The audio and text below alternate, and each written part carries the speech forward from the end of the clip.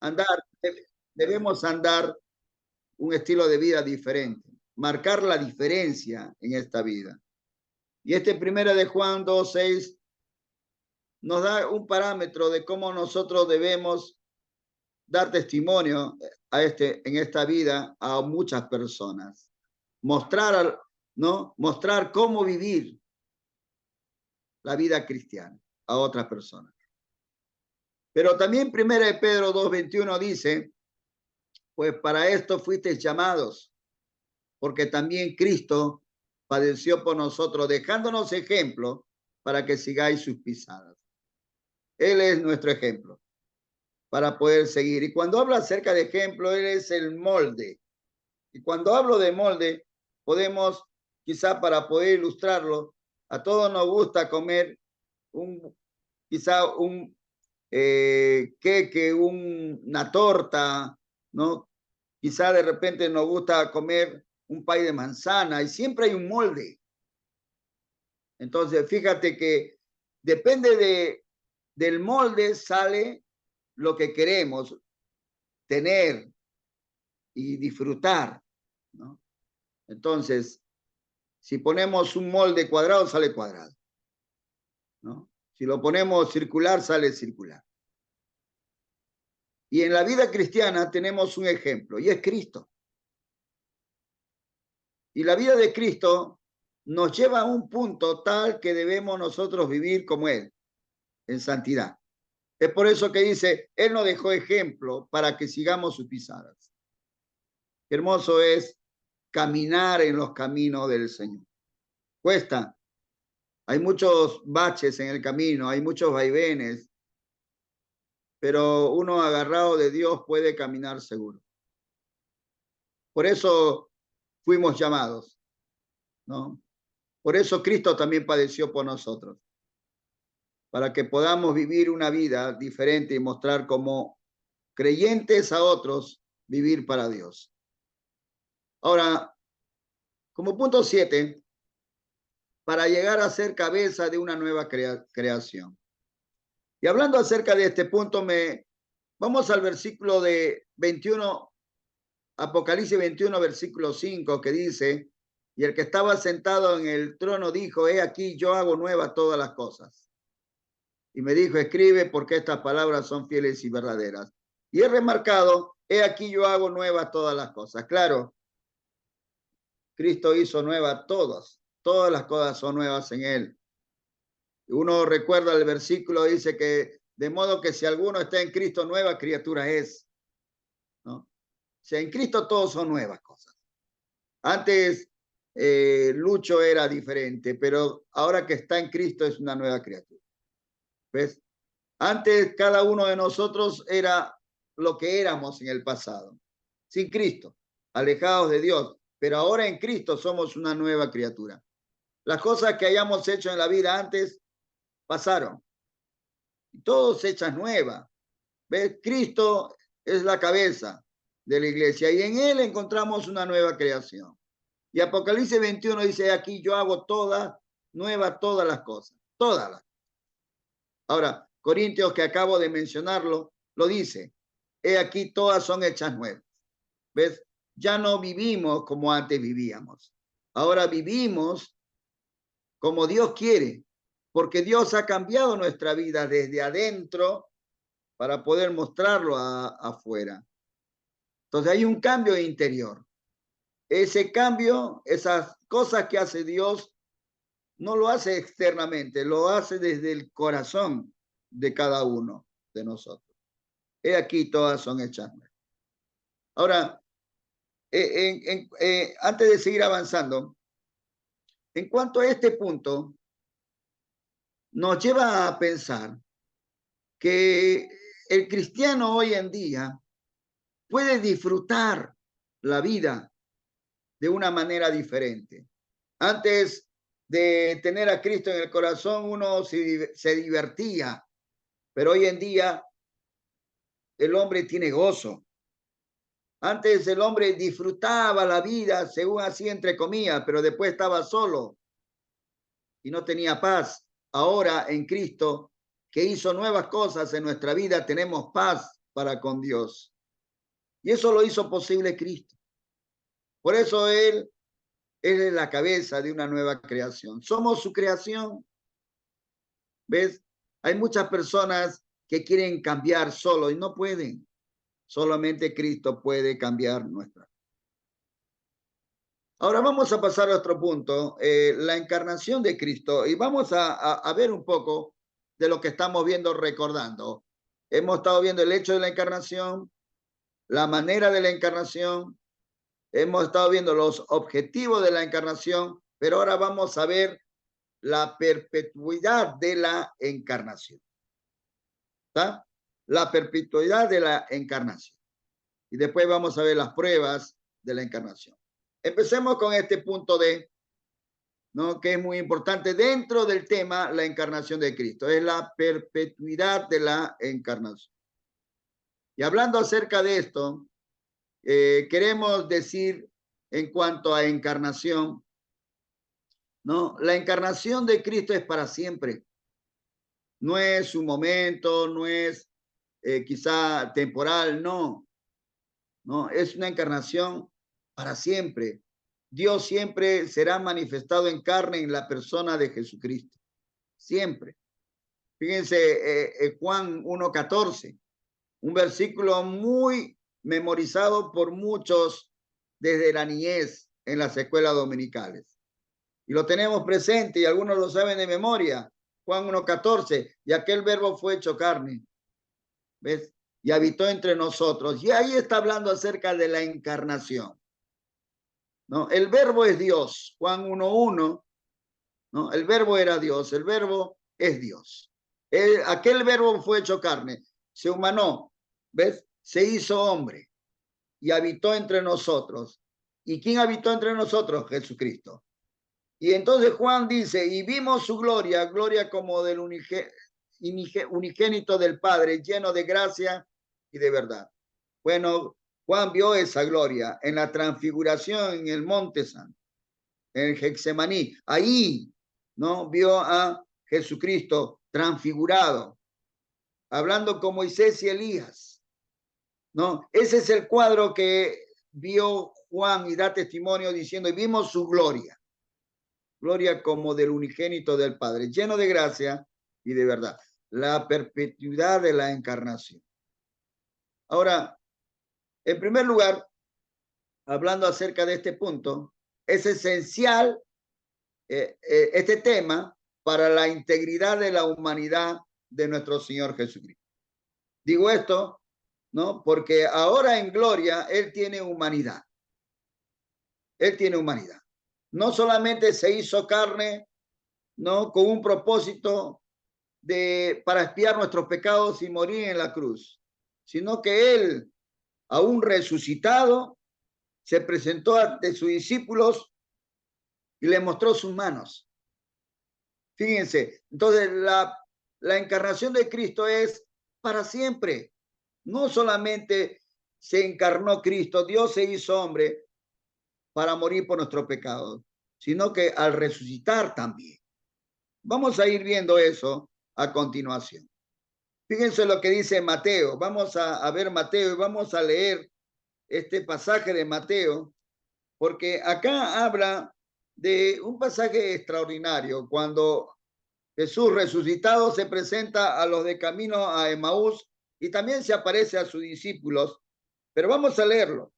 Mateo 24. A ver, perdón, acá me equivoqué, creo, es Lucas 24. Vamos a ver bien. Habla acerca de los discípulos camino a Emaús. A ver. Vamos a buscarlo.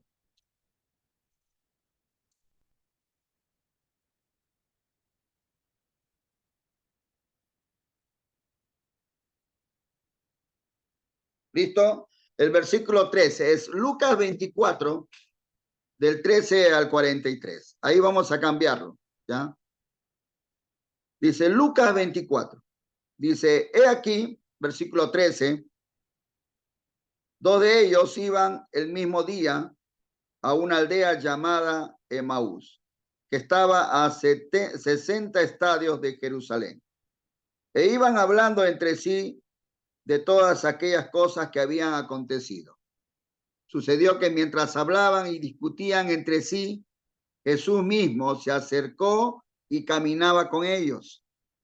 Mas los ojos de ellos estaban velados para que no le conociesen. Y les dijo, ¿qué platicáis? ¿Qué pláticas son estas que tenéis entre vosotros mientras camináis? ¿Y por qué estáis tristes? Le preguntó Jesús. Entonces ellos le respondieron, dice, respondiendo uno de ellos, que se llamaba Cleofas, le dijo, ¿eres tú el único forastero en Jerusalén que no has sabido las cosas que en ella han acontecido en estos días? Le respondió con otra pregunta. Entonces él le dijo, ¿qué cosas? Y ellos le dijeron, de Jesús Nazareno, que fue varón profeta, poderoso en obras y en palabras delante de Dios y de todo el pueblo, y cómo le entregaron los principales sacerdotes y nuestros gobernantes a sentencia de muerte y le crucificaron. Pero nosotros esperábamos que él era el que había de redimir a Israel. Y ahora, además de todo esto, hoy ya el tercer día que esto ha acontecido. Aunque también nos han asombrado unas mujeres de entre nosotros, las que antes del día fueron al sepulcro. Y como no hallaron su cuerpo, vinieron diciendo que también habían visto visiones de ángeles, quienes dijeron que él vive. Y fueron algunos de los nuestros al sepulcro y hallaron así como las mujeres habían dicho, pero a él no le vieron. Entonces él le dijo, oh insensatos y tardos de corazón para creer todo lo que los profetas han dicho. ¿No era necesario que el Cristo padeciera estas cosas y que entrara en su gloria? Y comenzando Jesús desde las Escrituras, desde Moisés, y siguiendo por todos los profetas, les declaraba en todas las Escrituras lo que él decía, de lo que de él decía. Llegaron a la aldea a donde iban, ¿no? Los de camino de Maús llegaron a la aldea donde ellos llegaban, querían llegar. Y él dice, y él hizo como que iba más lejos, mas ellos le obligaron a quedarse, diciendo, quédate con nosotros porque se hace tarde y el día ya ha declinado. Entró pues a quedarse con ellos. Y aconteció que estando sentado con ellos a la mesa, tomó el pan y lo bendijo y lo partió y les dio. Era la costumbre que Jesús hacía siempre. Entonces le fueron abiertos los ojos y le reconocieron, mas él se desapareció de su vista. Qué impresionante, ¿no? Me detengo un momento acá en la lectura. Ellos no entendían, ellos pensaban que estaba hablando con un forastero, hasta que ahí en la cena, ¿no? Jesús partió, tomó el pan y lo bendijo. Bueno, al tomar el pan y bendecir, habrán visto qué cosa en sus manos. ¿Qué cosa habrán visto? Bueno, las manos horadadas, porque Jesucristo había resucitado, pero las marcas de los clavos estaban en sus manos. Entonces, por eso le fue revelado. Recién reconocieron, pero él ya había desaparecido de su vista. Es algo que ellos no podían entender. ¿Qué hicieron? Dice, y se decían el uno al otro, ¿no ardía nuestro corazón en nosotros mientras nos hablaba en el camino y cuando nos abría las escrituras? Y levantándose en la misma hora, no importándole que ya era tarde, volvieron a Jerusalén y hallaron a los 11 reunidos y a los que estaban con ellos, que decían, ha resucitado el Señor verdaderamente y ha aparecido a Simón, a Pedro. Entonces ellos contaban las cosas que les habían acontecido en el camino y cómo le habían reconocido al partir el pan. Mientras ellos aún hablaban de estas cosas, Jesús se puso en medio de ellos y le dijo, pasa a vosotros. Entonces, espantados y atemorizados, pensaban que veía espíritu.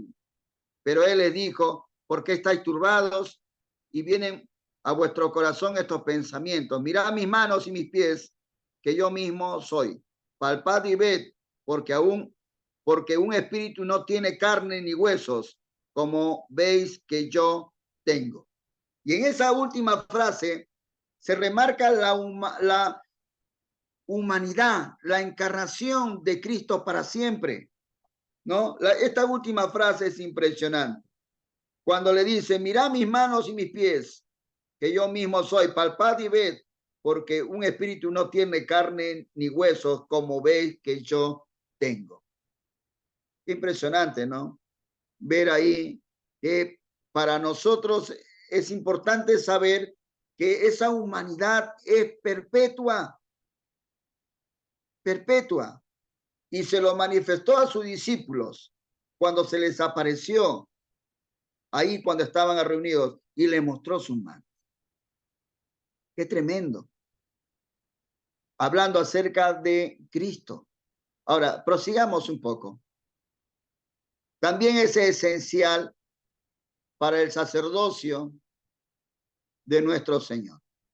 Fíjense este versículo, Hebreos 2. A ver, vamos a interactuar. Estoy leyendo yo. Me gustaría también que ustedes puedan leer. Así que vamos a pedirle ahí a alguno de ustedes, si sea tan amable, de poder leer Hebreos 2, del 14 al 18, para ver este punto. A ver, ¿quién se anima a leerlo?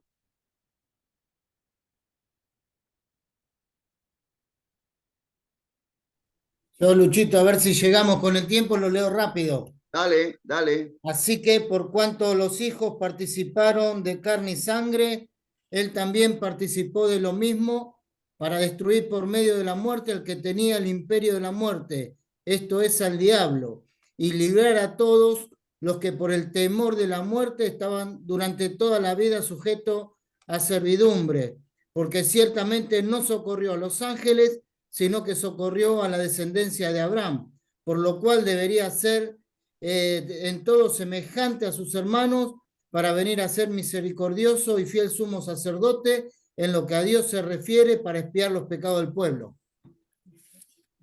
¿Qué más? Y el versículo 18 dice, pues en cuanto él mismo padeció siendo tentado, es poderoso para socorrer a los que son tentados. Qué lindo lo que va diciendo el versículo 17, ¿no? Dice, debía ser en todo semejante a sus hermanos para venir a ser misericordioso y fiel sumo sacerdote en lo que a Dios se refiere, para expiar los pecados del pueblo. Era esencial la encarnación de Cristo para poder ser como nosotros y para poder redimirnos, para poder expiar nuestros pecados. Y eso es lo que dice acá Hebreo 2.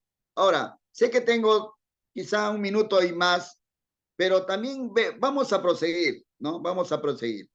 Pero Hebreo 7, quizás se nos corte, pero ahí tienen el pasaje, podemos ir leyéndolo para que podamos ir meditando ahora que volvamos nuevamente a conectarnos, pero voy leyéndolo, espero llegar también. Dice el versículo 23 al 28 lo siguiente. Dice, y los otros sacerdotes llegaron a ser muchos debido a que por la muerte no podían continuar, mas este, por cuanto permanece para siempre, tiene un sacerdocio inmutable, no cambia, no cambia. ¿Ves? El sacerdocio de Cristo es inmutable, no cambia. Es lo que está diciendo acá el versículo 24, por lo cual puede también salvar perpetuamente a los que por él se acercan a Dios, viviendo siempre para interceder por ellos. Porque tal sumo sacerdote nos convenía santo, inocente, sin mancha, apartado de los pecadores, hecho más sublime que los cielos, que no tiene necesidad cada día, como aquellos sumos sacerdotes, de ofrecer primero sacrificios por sus propios pecados y luego por los del pueblo, porque esto lo hizo una vez para siempre, ofreciéndose a sí mismo. Qué tremendo. Era esencial, ¿no? Esto, para que también nosotros podamos tener perdón de pecados eternos. Bueno, lo dejamos ahí. Ahora, después vamos a continuar y vamos a preguntar también, porque no quiero que se corte y se vaya. ¿Está bien, Dieguito?